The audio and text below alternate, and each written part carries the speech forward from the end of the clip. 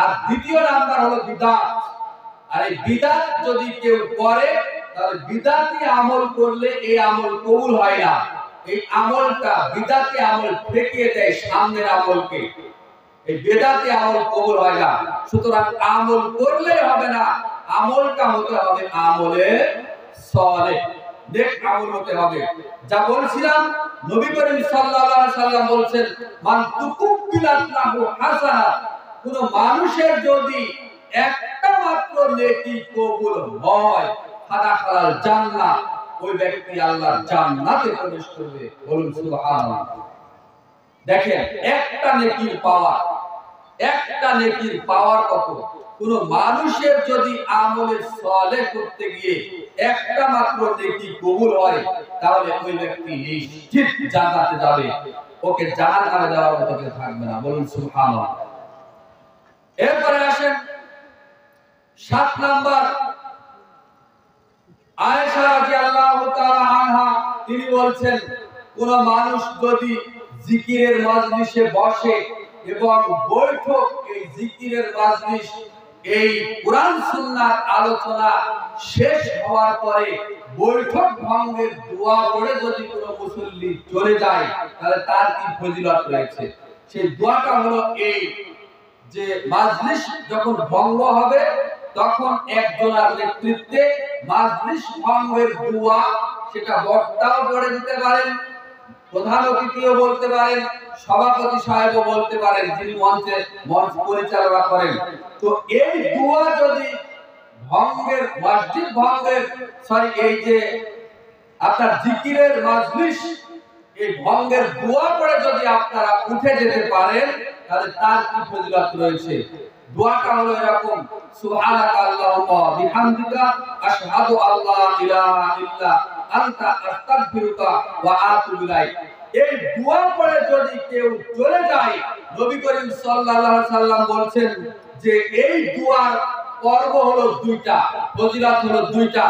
এক নম্বরের ফজিলত হলো এই মাজলিসের শুরু থেকে শেষ পর্যন্ত যদি কোনো রকম আলোচনা করতে গিয়ে, আমাদের মঞ্চ পরিচালনা করতে গিয়ে এই কমিটির পক্ষ থেকে, এই জালসা কমিটির পক্ষ থেকে যদি কোনো রকম ভুল ত্রুটি হয়ে যায়, তাহলে এই ভুলের কাফারা হয়ে যাবে। বলুন সুবহানাল্লাহ। আর দ্বিতীয় নাম্বার হলো, যত নেকি এই জিকিরের মাজলিসে হয়েছে, এই ইসলামী জালসায় হয়েছে, এই সমস্ত নেকিগুলো বান্দা আল্লাহ রাব্বুল আলামিন ফেরেশতা দ্বারা একটা সিলগালা করবেন, মোহর অঙ্কিত করে লটকিয়ে রাখবেন এমন জায়গাতে, কিয়ামত পর্যন্ত এই নেকি আর নষ্ট হবে না। বলুন সুবহানাল্লাহ। সম্মানিত দিনী ভাই বোন, যা বলছিলাম ইসলামী জালসায় উপস্থিত হলে কি ফজিলত রয়েছে, এতটুকু রেখে আমি আমার আরেক পর্বে যাচ্ছি, ইত্তিবায়ে সুন্নাহ। ইত্তিবায়ে সুন্নাহ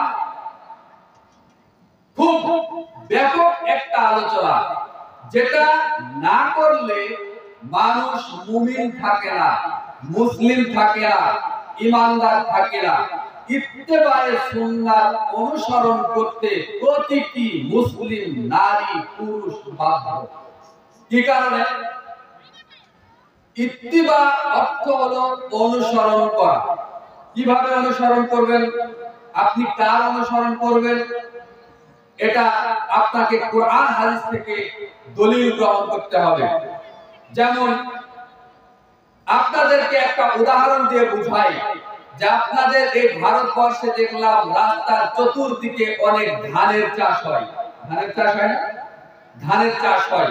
তো এই ধান যারা চাষ করেন কৃষক ভাইরা, ওই প্রত্যেকটা জমির মাঝখান দিয়ে একটা রাস্তা আছে, যেটাকে আমরা বাংলাদেশের ভাষায় বলি আইল। আইল বলি, আপনারা কি বলেন? আইল বলেন। আচ্ছা, যাই হোক, আলহামদুলিল্লাহ। এই আইল দিয়ে মনে করেন যে একটু অন্ধকার রাত আছে, অন্ধকার রাতে বৃষ্টি হচ্ছে, অন্ধকারে কোনো আলো নেই। এখন একজন ব্যক্তি ওই যে আপনার হারিকেন নিয়ে বা একটা লাইট নিয়ে, টর্চ লাইট নিয়ে একজন ব্যক্তি অন্ধকারের মধ্যে বৃষ্টি হচ্ছে এই আইল দিয়ে রাস্তা হাঁটছে, আর পিছনে যারা আছে তারা ওই আগের ব্যক্তিকে অনুসরণ করছে। তার মানে কোথায় কাদা আছে, কোথায় ফাঁকা আছে, কোথায় সাপ বিচ্ছু আছে ইত্যাদি, এটা দেখে দেখে ওই ব্যক্তিটা লাইটের আলো নিয়ে সামনে আগাচ্ছে, আর পিছনের ব্যক্তিদের কাছে কিন্তু কোনো আলো নেই। এরা কি করছে? ওই আগের ব্যক্তিকে অনুসরণ করে করে পথ চলতেছে। এটা হলো ইত্তিবা, অনুসরণ করছে। এখন কোরআন সুন্নাহর ভাষায় যদি আপনাকে বলা হয় যে ইত্তিবা মানে কি, ইত্তিবা হলো এই যে পৃথিবীতে একজন মাত্র ব্যক্তি আছে যাকে যা ইত্তিবা করার জন্য স্বয়ং আল্লাহ রাব্বুল আলামিন নির্দেশ দিয়েছেন। বলুন সুবহানাল্লাহ। আল্লাহ রাব্বুল আলামিন বলছেন, কুল ইন কুনতুম তুহিব্বুনাল্লাহ। আল্লাহ রাব্বুল আলামিন নবী করিম সাল্লাল্লাহু আলাইহি সাল্লামকে লক্ষ্য করে বলছেন যে হে নবী, আপনি বলে দিন ইন কুনতুম তুহিব্বুনাল্লাহ, যদি তোমরা আল্লাহকে ভালোবাসতে চাও, ফাত্তাবিউনি, তাহলে আমাকে অনুসরণ করো। তাহলে কি হবে?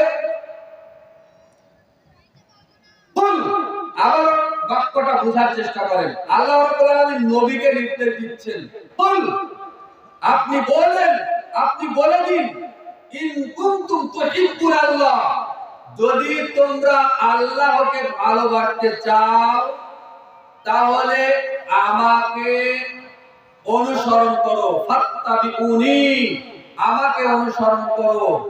ইউহিব্বুকুমুল্লাহ, তাহলে আল্লাহ তোমাদেরকে ভালোবাসবেন। বলুন সুবহানাল্লাহ। ওয়াল্লাহু গফুরুর রহিম, আল্লাহ হলেন বড় দয়ালু এবং ক্ষমাশীল। বলুন সুবহানাল্লাহ। সূরা আলে ইমরান 31 নম্বর আয়াত। অত্র আয়াত দ্বারা চূড়ান্ত দলিল এবং প্রমাণ হয় এটাই যে পৃথিবীর মানুষ একমাত্র একজন মানুষের অনুসরণ করবে, ইত্তিবা করবে, যার নাম মুহাম্মদ রাসূলুল্লাহ সাল্লাল্লাহু আলাইহি ওয়াসাল্লাম।